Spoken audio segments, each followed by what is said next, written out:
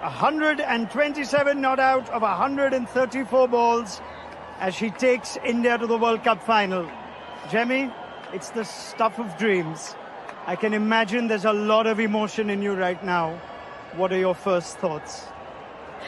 Firstly, I want to thank Jesus because I couldn't do this on my own. I know He carried me through today. I want to thank my mom, my dad, my coach, and every single person who just believed in me throughout this time.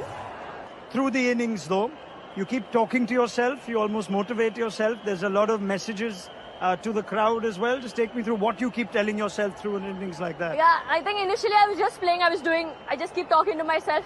But towards the end, I was just quoting one scripture from the Bible because I had lost energy. I was very tired. I was drained. But one scripture that says, just stand still and God will fight for you. And that's what I did. I just stood there and He fought for me.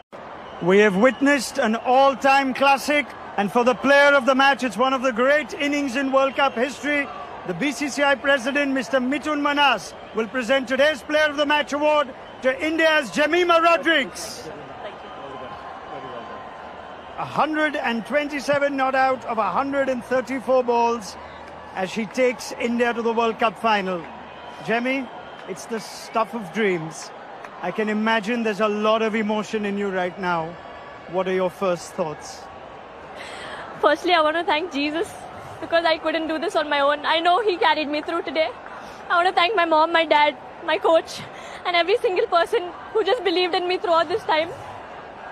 It was really hard these last whole month, but it just feels like a dream and it's not sunk in yet. Take your time, Jemmy. We'll get through this. You have played an absolute all-time classic knock. Your team is here. I want you to just try and take us through the innings itself. So much emotion, but you also batted 3. At what point were you told you're going to be batting 3 to process that, the emotion of the stage?